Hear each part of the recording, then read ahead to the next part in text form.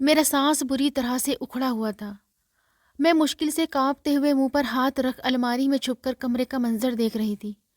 میرا دل اس قدر تیزی سے دھڑک رہا تھا کہ میں دل کی دھڑکنوں کی آواز اپنے کانوں تک سن سکتی تھی۔ وہ مرد باہر ہی کھڑا تھا۔ وہ کبھی بستر کے نیچے دیکھتا تو کبھی دیوار میں لگی الماری کھول کر مجھے ڈھونڈ رہا تھا۔ اس کے چہرے پر ایک مسکراہٹ پھیلی ہوئی تھی۔ مجھے وشواس تھا کہ اب وہ الماری کی طرف ہی آئے گا جہاں میں چھپی ہوئی تھی، اور وہی ہوا۔ اس نے جیسے ہی الماری کی طرف قدم بڑھائے میری آتما کانپ اٹھی تھی۔ اس کالے بدصورت آدمی کے ہاتھ میں کالا کتا تھا جو جیب نکالے دیکھ رہا تھا، اور تبھی ایک جھٹکے سے الماری کھلی۔ وہ مجھے قہر بھری نظروں سے دیکھ رہا تھا، اور پھر اس کالے بھدے انسان نے میرے ساتھ۔ میرا نام مہر ہے، میری عمر 22 سال ہے۔ میں بہت ہی غریب گھر کی لڑکی تھی۔ میں دیکھنے میں ایسی تھی کہ کوئی ایک بار دیکھ لیتا تو مڑ مڑ کر میری طرف دیکھتا تھا۔ میں صرف خوبصورتی میں ہی مالا مال تھی، باقی ہمارے گھر کے حالات بہت ہی خراب تھے۔ میں مردانہ کپڑے سلتی تھی، اور میرے سلائی کیے ہوئے مردانہ کپڑوں کی تو پورے علاقے میں دھوم مچی ہوئی تھی۔ جو ایک بار مجھ سے اپنا سوٹ سلائی کرواتا تھا وہ پھر برانڈیڈ اور مہنگے کپڑوں کو بھی بھول جاتا تھا۔ میرے ہاتھوں میں کچھ کمال ہی ایسا تھا، مجھے اپنی خوبی اور ہنر پر خوب گھمنڈ تھا۔ میرے سلائی کیے ہوئے مردانہ کپڑے بالکل کسی برانڈیڈ بوٹیک سے لائے ہوئے لگتے تھے، اس لیے کہیں ڈیزائنر بوٹیک والے مجھے اپنے بوٹیک میں رکھنے کو کہتے تھے، لیکن میں نے سب کو منع کر دیا تھا۔ میں اپنی محنت کے پیسے اپنی مرضی سے وصول کرتی تھی۔ سمے کے ساتھ ساتھ میرے ہاتھوں میں اور بھی صفائی آ گئی، اور مجھ میں تھوڑا بہت گھمنڈ بھی آتا چلا گیا۔ مجھے جہاں فائدہ لگتا ہے میں وہی کام کرتی تھی، اور اب تو مردوں سے منہ مانگی قیمت لے کر ان کے کپڑے سلائی کیا کرتی تھی۔ اس کے علاوہ میں ایک بوٹیک کے لیے بھی ہر مہینے کچھ سوٹ سلائی کر دیا کرتی تھی۔ میں نے ایک نظر اپنی ٹوٹی دیواروں کی دراروں میں ڈالی، جو کہ جگہ جگہ سے پلاسٹر اکھڑ رہا تھا۔ پورا گھر پرانا ہو چکا تھا۔ میں نے ٹھنڈی سانس بھری، پھر سوچنے لگی کہ اس مہینے جتنے بھی پیسے بنیں گے ان سے اپنے کمرے کی مرمت ضرور کرواؤں گی۔ انہی سوچوں میں مگن ہو کر میں ایک مردانہ سوٹ سلائی کرنے میں بزی تھی کہ دروازے پر بیل ہوئی۔ میں نے اپنی چھوٹی بہن کو آواز دی کہ جا کر دروازے پر دیکھو، مگر تبھی میری ماں اٹھی اور دروازہ کھولنے کے لیے چلی گئی۔ نہ جانے دروازے پر کون تھا۔ ایک پل کو تو بالکل ہی خاموشی چھا چکی تھی۔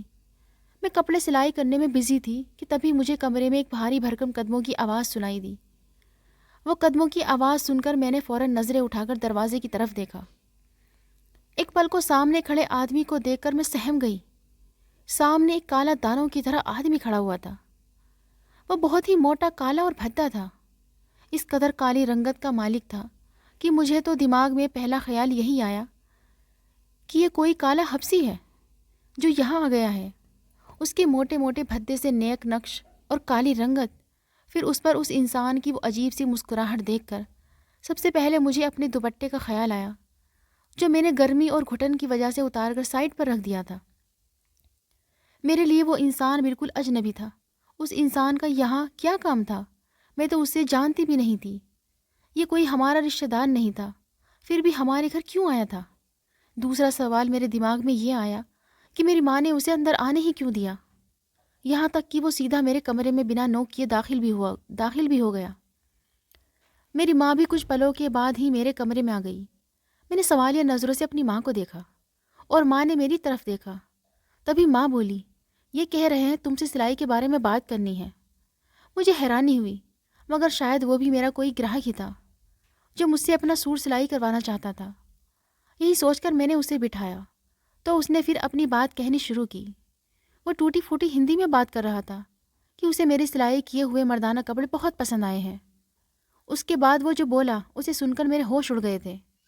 وہ کہنے لگا، میرا نام سینڈی ہے، میں نے آپ کے سلائی کیے کپڑے ایک بوٹیک سے خریدے تھے، اور بڑی مشکل سے اس بوٹیک سے اب آپ کا ایڈریس لے کر یہاں پہنچا ہوں۔ میں چاہتا ہوں آپ میرے ساتھ US چلیں، وہاں ایسے ڈیزائنر کپڑوں کی بہت مانگ ہوتی ہے۔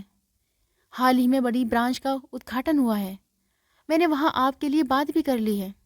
اگر آپ چاہیں تو US میں کپڑے سلائی کر کے راتوں رات لاکھوں روپے کما کر آپ امیر بن سکتی ہیں۔ اس کی بات سن کر میں دنگ رہ گئی تھی۔ کیسا عجیب انسان تھا۔ اس انسان سے میری نہ جان نہ پہچان تھی، اور وہ یوں ہی ایک سانس میں باتیں کہے جا رہا تھا۔ میں حیرانی سے اسے دیکھتی رہ گئی۔ اس نے کہا کہ میں ایک سوٹ جو یہاں سلائی کرتی ہوں، اگر US میں ایک سوٹ ایسا ہی سل دیا تو مجھے اس کے 10 گنا زیادہ پیسے ملیں گے۔ میں تو آنکھیں جھپکانا ہی بھول چکی تھی۔ ماں نے ایک نظر میری طرف دیکھا، ان کی آنکھوں میں بھی چمک سی آ گئی تھی۔ میں مانتی ہوں اس کی باتیں ہم جیسے غریب اور ضرورت مند لوگوں کے لیے دلچسپ کا کارن بن سکتی ہیں، مگر میں ایک غیر آدمی پر آنکھیں بند کر کے بھروسہ نہیں کر سکتی تھی۔ میں نے اس سے جان چھڑانی چاہی کہ مجھے زیادہ روپے کا لالچ نہیں ہے، میں ہندوستان میں رہ کر ہی اپنا گزر بسر کر لوں گی۔ مگر تبھی اسے کالے بھدے انسان نے ایک نظر میرے ٹوٹے پھوٹے سے گھر پر ڈالی، جس کا پینٹ جگہ جگہ سے اتر چکا تھا، دیواروں میں کئی سوراخ ہو چکے تھے، چھت سے بھی سیلن صاف دکھائی دے رہی تھی۔ ایک دو طوفان تیز آ جاتے تو ہمارا گھر شاید زمین پر ڈھیر ہو جانا تھا۔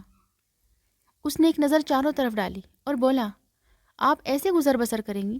کیا آپ نہیں چاہتی کہ آپ کا یہ پرانے مکان کی جگہ ایک نیا عالی شان محل جیسا گھر کھڑا ہو؟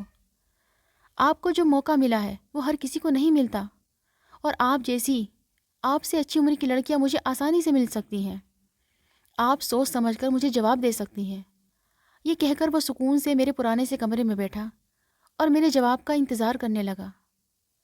میں سوچ میں پڑ چکی تھی۔ بات تو اس کی ٹھیک تھی۔ میں کون سا انوکھا کام جانتی تھی؟ یہاں مجھ سے اچھی سلائی والی سے دنیا بھری پڑی ہے، اور یہ موقع بار بار بھی نہیں ملتا۔ مجھے آگے تو بڑھنا تھا۔ میں اپنے گھر کی ایک اکیلی کمانے والی تھی۔ پاپا میرے مر چکے تھے، بہن بھائی سب سے چھوٹے تھے۔ خرچ اور بڑھتی مہنگائی نے کمر توڑ کر رکھ دی تھی۔ میں ہندوستان میں رہ کر جی توڑ محنت بھی کر لیتی تو 2000 سے اوپر سلائی کے پیسے نہیں لے سکتی تھی۔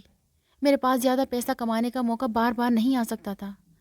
میں ابھی یہی سوچ رہی تھی، اس سے پہلے کہ میں کچھ اور کہتی، اس انسان نے اپنی جیب سے چیک نکالا اور میری ماں کی طرف بڑھا دیا۔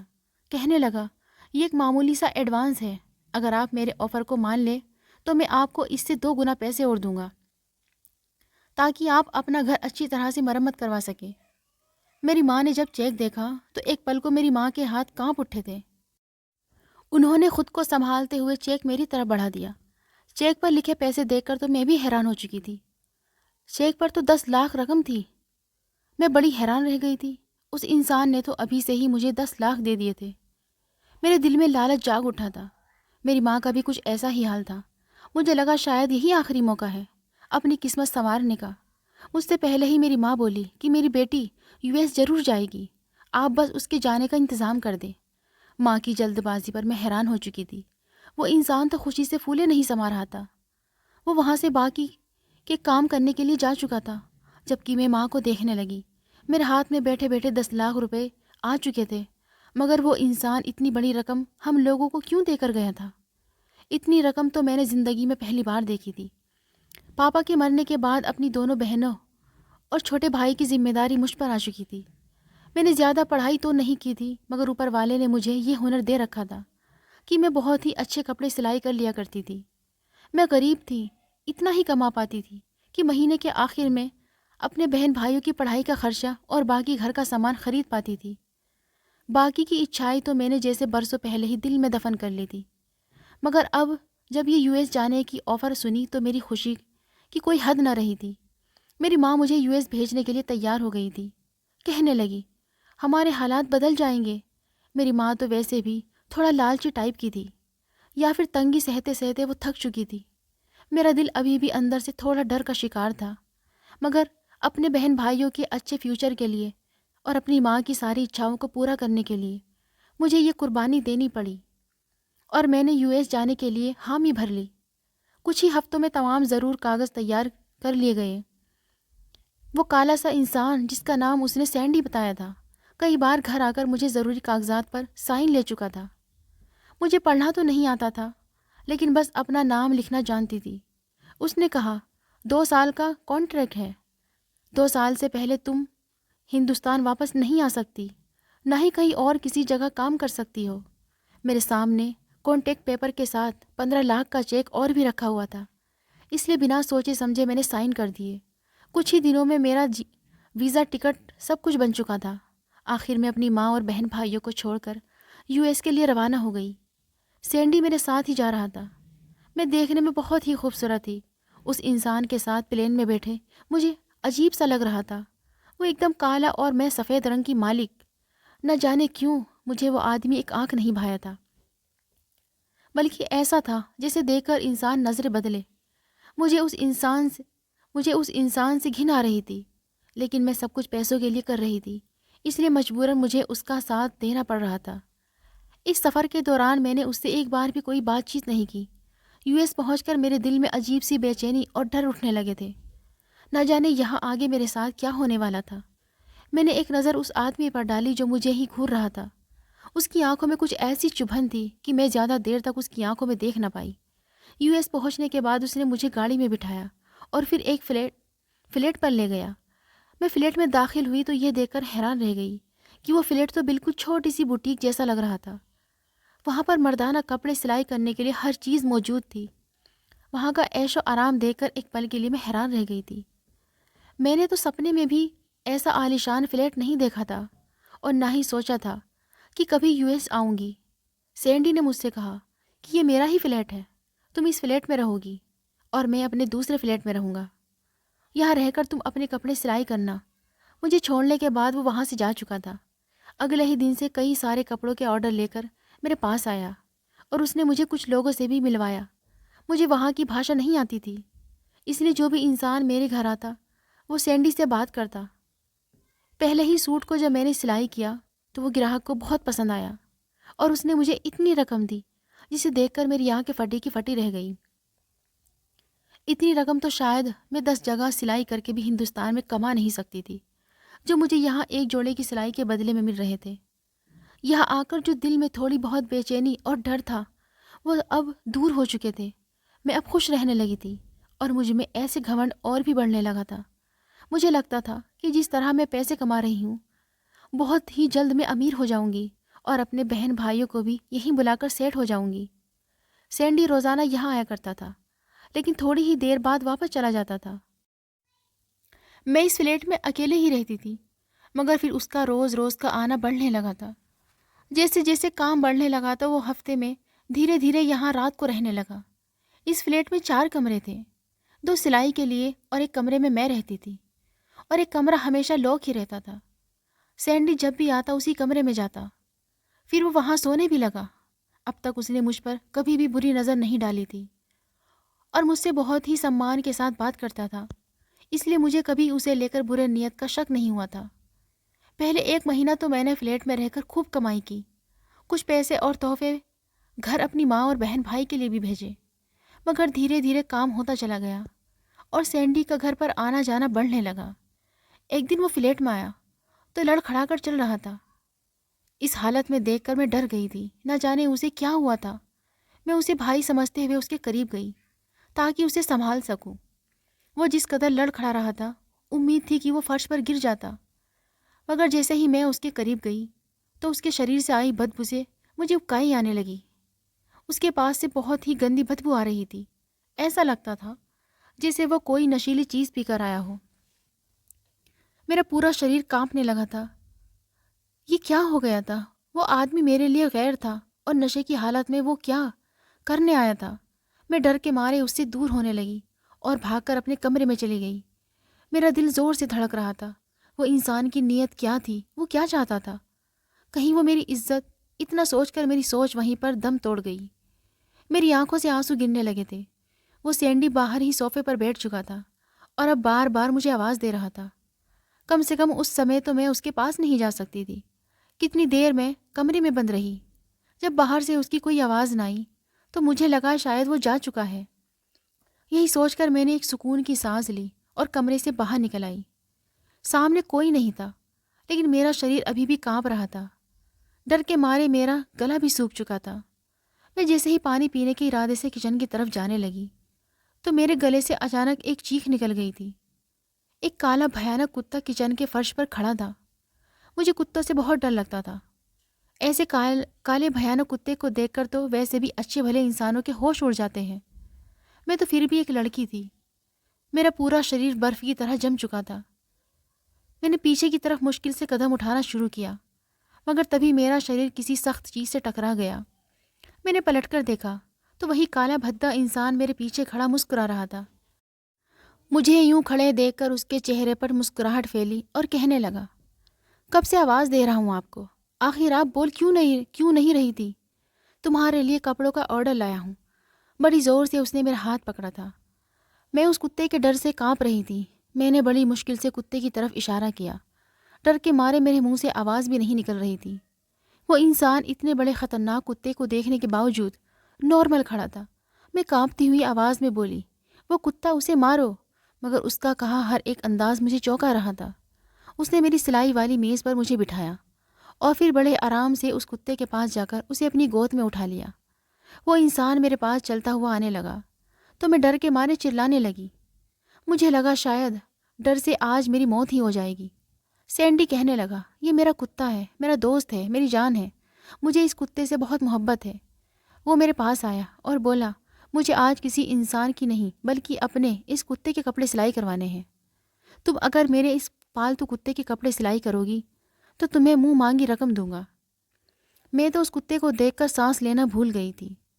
میں نے اسے انکار کر دیا تو کہنے لگا، تم کیوں ڈر رہی ہو؟ یہ پالتو ہے، تمہیں کچھ نہیں کرے گا۔ میں تمہیں سلائی کے 5 لاکھ دوں گا۔ 5 لاکھ سن کر تو میں خاموش ہو گئی۔ ابھی کل ہی میری ماں سے میری بات ہوئی تھی۔ وہ کہہ رہی تھی کہ چھوٹی بہن کا بہت اچھی جگہ سے رشتہ آیا تھا، لیکن وہ شادی جلدی مانگ رہے تھے۔ میری ماں نے مجھ سے کہا کہ میں انہیں جلد سے جلد شادی کے لیے پیسے بھیجوں۔ میرے لیے یہ اچھا موقع تھا۔ وہ ابھی بھی نشے میں مجھے بڑی غور سے دیکھ رہا تھا اور اس آدمی کے ہاتھ میں کتا بھی اسی کے جیسی رنگت کا کالا تھا۔ میں نے کہا، ٹھیک ہے، میں سی دوں گی۔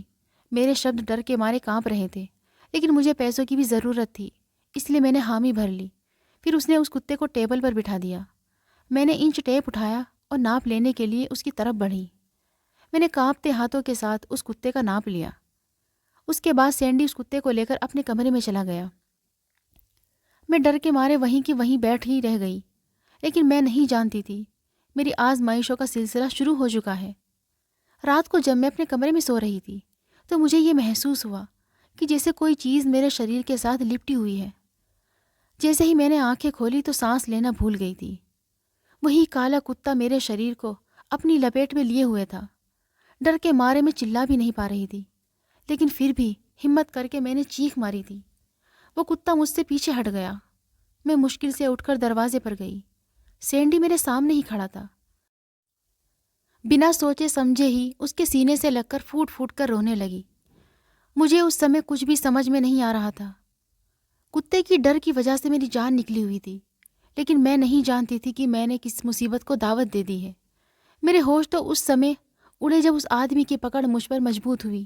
دھیرے دھیرے اس نے اپنی باہوں کا گھیرا تنگ کیا تھا اور اپنے کالے بھدے سے ہاتھ میری گردن پر رکھ دیے تھے۔ مجھے ایسا لگا جیسے کرنٹ لگا ہو۔ میں نے جھٹکے سے خود کو اس سے آزاد کیا، لیکن وہ میری طرف قدم بڑھانے لگا، کہنے لگا، اب سمے آ گیا ہے کہ میں تم پر ساری سچائی کھول دوں۔ وہ میرے قریب آیا اور مجھے دونوں بازو سے پکڑ لیا اور اپنا کالا چہرہ میرے چہرے کے قریب لیا اور بولا کہ تم سے ملاقات کرنے سے پہلے بھی میں تمہیں دیکھ چکا تھا۔ ایک بار میں بوٹیک سے کپڑے خرید رہا تھا اور میں نے اس سمے تمہیں بوٹیک میں ہی دیکھا تھا۔ اس سمے مجھے تمہاری سلائی سے کوئی مطلب نہیں تھا، مجھے تو بس تم سے مطلب تھا۔ تمہاری خوبصورتی کو دیکھ کر میں اپنے ہوش کھو بیٹھا تھا اور تم سے محبت کر بیٹھا تھا، لیکن میں جانتا تھا کہ تم جیسی خوبصورت لڑکی مجھ جیسے بدصورت انسان سے کبھی بھی شادی نہیں کرے گی، اس لیے میں نے تمہیں پانے کا دوسرا راستہ اپنایا۔ کہتے ہیں محبت اور جنگ میں سب جائز ہے، اس لیے میں نے یہ راستہ چنا۔ جب تم بوٹیک سے چلی گئی تو میں نے تمہارا پیچھا کیا، تمہارا گھر دیکھا اور پھر اسی بوٹیک کے آنر سے تمہارے بارے میں معلومات کی کہ تم غریب اور مجبور لڑکی تھی، اس لیے میں نے تمہاری مجبوری کی قیمت لگائی تھی۔ پھر کہنے لگا کہ میں جانتا تھا کہ تمہیں پڑھنا لکھنا نہیں آتا، اس لیے تم سے میرج پیپر کے ڈاکیومنٹ پر سائن کیے تھے۔ قانونی طور پر میں تمہارا پتی ہوں اور تم میری پتنی ہو۔ اس بات نے تو میرے اوپر پہاڑ توڑ دیے تھے۔ میرے سر پر ایک دھماکہ ہوا تھا۔ میں پھٹی پھٹی آنکھوں سے اسے دیکھ رہی تھی۔ وہ بڑی پیاسی سے میری طرف بڑھ رہا تھا۔ میرا تو یہ حال تھا کہ اب کروں تو کیا کروں۔ ایک تو نہ اس کی ذات اور دھرم کا پتہ تھا، اوپر سے اس قدر بدصورت تھا کہ میں اسے آنکھ بھر کر دیکھ بھی نہیں سکتی تھی، اور وہ کیسا گھنونا کھیل میرے ساتھ کھیل چکا تھا۔ میں پاگلوں کی طرح چیخنے لگی۔ میں نے اس کے سامنے ہاتھ جوڑتے ہوئے کہا کہ مجھے چھوڑ دو، میں تمہارے ساتھ نہیں رہنا چاہتی۔ وہ میری بات سن کر کہنے لگا، مجھے ساری زندگی تمہارے ساتھ ہی گزارنی ہے اور تم چاہ کر بھی مجھ سے چھٹکارا حاصل نہیں کر سکتی، کیونکہ میں تمہیں پسند کرتا ہوں۔ ورنہ کون بیوقوف ہوگا جو 25 لاکھ صرف سلائی کے لیے ایڈوانس میں دے گا؟ میں تمہاری پوری قیمت ادا کر چکا ہوں، اس لیے اب تمہارے اور نخرے نہیں دیکھوں گا۔ وہ بہت ہی غصے سے کہہ رہا تھا، پھر مجھے ایک دلہن کا خوبصورت جوڑا دے کر چلا گیا۔ کہنے لگا، رات تک تیار رہنا، مجھے آج کی رات کوئی بھی ڈرامہ نہیں چاہیے۔ وہ جا چکا تھا اور میں یوں تھی جیسے میرے شریر میں جان نہ ہو۔ کیسا گھٹیا کھیل کھیلا گیا تھا میرے ساتھ، میری مجبوری کو کس طرح سے اس انسان نے استعمال کیا تھا۔ یہ تو سچ ہے، کوئی بھی صرف کپڑے سلائی کے لیے اتنی بڑی رقم نہیں دیتا۔ میں نے کیسے سوچ لیا کہ صرف کپڑے سلائی کرانے کے لیے وہ آدمی مجھے US لے جا رہا ہے۔ پہلے تو میں اپنی بے وقوفی پر پھوٹ پھوٹ کر روئی، لیکن پھر سوچا مجھے یہاں سے بھاگ جانا چاہیے۔ یہی فیصلہ کرتے ہوئے میں جلدی سے کھڑی ہوئی اور کمرے سے باہر آ گئی۔ میں نے جیسے ہی دروازہ کھولنا چاہا تھا، وہ باہر سے لاک تھا۔ میں نے دروازہ بجانا شروع کر دیا کہ کوئی دروازہ کھولو، میری مدد کرو، مجھے اس آدمی سے نفرت ہے، میں اس کے ساتھ نہیں رہنا چاہتی۔ میں چیخ چیخ کر تھک چکی تھی، کوئی میری مدد کو نہیں آیا۔ میں کھڑکی کی طرف بڑھی تاکہ کھڑکی کے ذریعے بھاگ سکوں، لیکن وہ فلیٹ 10ویں منزل پر تھا اور وہاں سے بھاگنے کا راستہ نہ تھا۔ میں ہر طرف سے مایوس ہو کر اپنے کمرے میں آ گئی۔ سامنے بیڈ پر ایک وائٹ نیٹ کا بےحد خوبصورت سا گاؤن رکھا تھا، لیکن اس بدصورت انسان کا اپنے ساتھ خیال کرنا بھی مجھے کانپنے پر مجبور کر گیا تھا۔ وہ کالا بھدا انسان آج میرے شریر کو چھوئے گا، یہ سوچ میرے لیے کسی قیامت سے کم نہیں تھی۔ اس لیے میں نے خود کو ایک الماری میں چھپا لیا، کیونکہ رات ہو چکی تھی، وہ کسی بھی سمے گھر آ سکتا تھا۔ جیسے ہی میں نے خود کو الماری میں چھپایا، مجھے باہر کے دروازے کی کھلنے کی آواز آئی۔ مجھے لگا جیسے کسی نے میرا دل مٹھی میں جکڑ لیا ہو۔ میں نے منہ پر ہاتھ رکھا اور الماری میں چھپ کر کمرے کا منظر دیکھ رہی تھی۔ میرا دل اس قدر تیزی سے دھڑک رہا تھا کہ میں دل کی دھڑکن اپنے کانوں تک سن سکتی تھی۔ وہ آدمی باہر ہی کھڑا تھا، وہ کبھی بستر کے نیچے دیکھتا تو کبھی دیوار میں لگی الماری کھول کر مجھے ڈھونڈ رہا تھا، بار بار میرا نام لے کر پکار رہا تھا۔ اس کے چہرے پر ایک مسکراہٹ پھیلی ہوئی تھی۔ مجھے وشواس تھا کہ اب وہ اسی الماری کی طرف بڑھے گا جہاں میں چھپی ہوئی تھی، اور وہی ہوا۔ جیسے ہی وہ الماری کی طرف بڑھا، میری سانس گلے میں ہی اٹک گئی تھی، اور پھر اچانک ہی اس نے الماری کا دروازہ کھول دیا اور ہاتھ پکڑ کر مجھے باہر نکال دیا۔ میں اس کے سامنے گڑ گڑانے لگی۔ میں نے کہا، میں تمہارے ساتھ نہیں رہ سکتی، کیونکہ میں ایک ہندو لڑکی ہوں، اور تب تک تمہارے ساتھ کوئی رشتہ نہیں بنا سکتی جب تک تم میرا دھرم اپنا نہ لو اور میرے ریتی رواج کے انوسار مجھ سے شادی نہ کر لو۔ میری بات سن کر وہ کچھ دیر تک مجھے غور سے دیکھنے لگا۔ میں یہ جان چکی تھی کہ میرے پاس اب بھاگنے کا کوئی راستہ نہیں بچا، اس لیے میں نے قسمت کے آگے ہتھیار ڈال دیے تھے۔ میری بات سن کر وہ کہنے لگا، مجھے تمہاری ہر بات منظور ہے، تم تیار ہو جاؤ اور پھر ہم تمہارے ریتی رواج کے انوسار شادی کریں گے، اور میں تمہارے دھرم کو بھی اپنا لوں گا۔ اور پھر وہی ہوا۔ میں کسی بیجان شریر کی طرح اس انسان کے ساتھ دلہن کے جوڑے میں تیار کھڑی تھی۔ پھر اس نے سب کو اپنے بارے میں سب کچھ بتا دیا۔ ہمارے ریتی رواج کے انوسار میری اور اس کی شادی کروائی، اور پھر اس نے ہمارا دھرم بھی اپنا لیا۔ پھر وہ میرا ہاتھ پکڑ کر گاڑی میں لے آیا۔ گاڑی اس سمے ڈرائیور چلا رہا تھا اور پیچھے میرے ساتھ ہی بیٹھ گیا۔ اسے اپنے پاس بیٹھا دیکھا، اور جب حقیقت کو گہرائی سے سوچا تو میں نے دہاڑے مار مار کر رونے لگی۔ میں ایک نازک اور حسین لڑکی تھی، اور وہ انسان مجھ سے بالکل الٹا تھا۔ مجھے بچپن میں سونی بیوٹی اینڈ دا بیسٹ کی کہانی یاد آنے لگی۔ میرے لیے وہ انسان ایک بیسٹ ہی تھا۔ اس انسان کے لیے یہ رات ارمانوں بھری رات تھی، لیکن میرے لیے یہ رات قیامت سے کم نہیں تھی۔ میرے دل میں اس کے لیے صرف نفرت بھری تھی، لیکن وہ بہت خوش تھا۔ میرے گھر والوں کو پیسے بھی بھیجتا تھا، میرا بھی بہت خیال رکھتا تھا، لیکن میں اسے اپنے دل میں جگہ نہیں دے پائی تھی۔ وہ مجھ سے شکوہ کرتا کہ مہر میں تم سے کتنی محبت کرتا ہوں، جو ہوا اسے بھول جاؤ، میری محبت کو اپنا لو، لیکن میں نے آج تک اس کی محبت کو اپنایا نہیں تھا۔ میں اس سے بات چیت نہیں کرتی تھی، نہ ہی اس کی طرف دیکھتی تھی۔ میری شادی کو کچھ مہینے گزرے تھے جب مجھے ایک اور بری خبر سننے کو ملی کہ میں اس انسان کے بچے کی ماں بننے والی ہوں۔ اس دن میں بہت روئی تھی۔ مجھے اس طرح روتا دیکھ کر وہ ایک دم چپ چاپ سا ہو گیا تھا۔ اس دن میں نے اپنی نفرت کا بھرپور اظہار کیا تھا۔ میں نے کہا، تمہاری سنگت کی وجہ سے اب مجھے خود سے گھن آنے لگی ہے، کیونکہ تمہارا بچہ بھی تمہاری طرح بدصورت ہوگا۔ مجھے کہیں سے زہر لا کر دے دو، میرے لیے موت آسان ہے، لیکن تمہاری سنگت موت سے بھی زیادہ دردناک ہے۔ میں غصے میں نہ جانے کیا کیا کہہ رہی تھی۔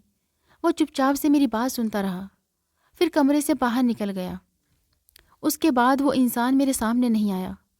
دوسرے کمرے میں سویا کرتا تھا۔ سمے یوں ہی گزرنے لگا۔ جس دن میں ہاسپٹل گئی، درد کی وجہ سے مجھے لگا میں مر جاؤں گی۔ اس سمے وہ میرا ہاتھ پکڑے مجھے تسلی دے رہا تھا۔ ڈاکٹر نے جب کہا یا وہ مجھے بچا سکتے ہیں یا پھر بچے کو، تو اس نے کہا میری پتنی کو کچھ نہیں ہونا چاہیے، اور اس کے بعد میں بے ہوش ہو چکی تھی۔ جب مجھے ہوش آیا تو میرے کانوں میں بچے کی رونے کی آواز سنائی دی۔ میں نے آنکھیں کھولی تو میرا بچہ بھی زندہ تھا، اور وہ بہت ہی پیارا تھا۔ اس نے اپنے پاپا کا رنگ لیا تھا اور میرے نین نقش پر بہت خوبصورت تھا۔ میرا بچہ اسے دیکھتے ہی میرے دل میں ممتا جاگ اٹھی تھی، لیکن سینڈی کہیں نہیں تھا۔ میں نے سسٹر سے اس کے بارے میں پوچھا تو وہ کہنے لگی، آپ کو بلڈ کی ضرورت تھی۔ آپ کے پتی نے آپ کی خاطر اپنی بھی پرواہ نہیں کی۔ وہ صرف ایک خون کی بوتل دے سکتے تھے، لیکن انہوں نے آپ کو اپنی باڈی کا آدھا خون دے کر آپ کی زندگی بچائی ہے۔ ہمارے لاکھ منع کرنے پر بھی وہ آپ کو بچانے کی ضد پر اڑ گئے تھے۔ اس سمے وہ ICU میں ہیں۔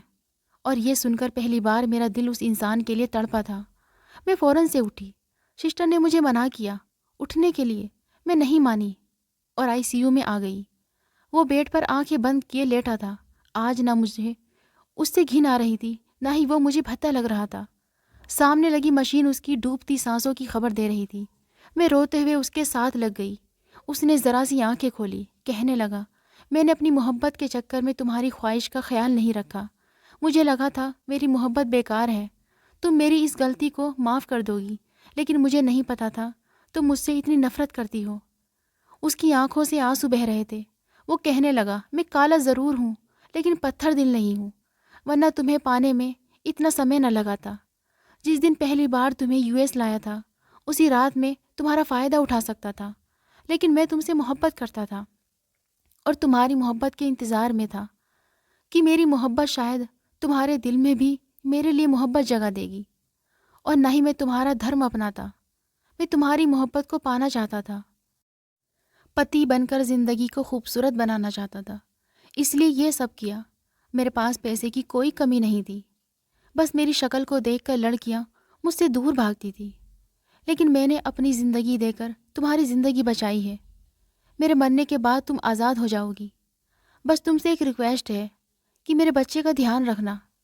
میں نے کہا مجھے تم سے کوئی شکایت نہیں ہے، میں نے تمہارا صرف اوپری رنگ روپ دیکھا، تمہارے اندر کی سندرتا نہیں دیکھی۔ مجھے معاف کر دو، تمہیں کچھ نہیں ہوگا۔ پھر کہیں سے اس سمے اس کے کچھ دوست پہنچ گئے اور اسے بلڈ ڈونیٹ کر دیا، اس کی جان بچ گئی۔ اس سمے میں نے یہ جانا کہ رنگ روپ اہمیت نہیں رکھتے، بس انسان کا انسان ہونا ضروری ہے۔ آج میں اپنے پتی کے ساتھ خوشحال زندگی گزار رہی ہوں۔ شاید جتنی محبت مجھے سینڈی سے ملی، مجھے وشواس نہیں ہے کسی اور سے مجھے اتنی محبت ملی ہوتی۔ اگر آپ کو آج کی کہانی پسند آئی ہو، اسے لائک کرے اور اپنے پیاروں کے ساتھ شیئر کرے۔ اور ہاں، ابھی تک آپ نے ہمارا چینل سبسکرائب نہیں کیا تو ضرور کریں۔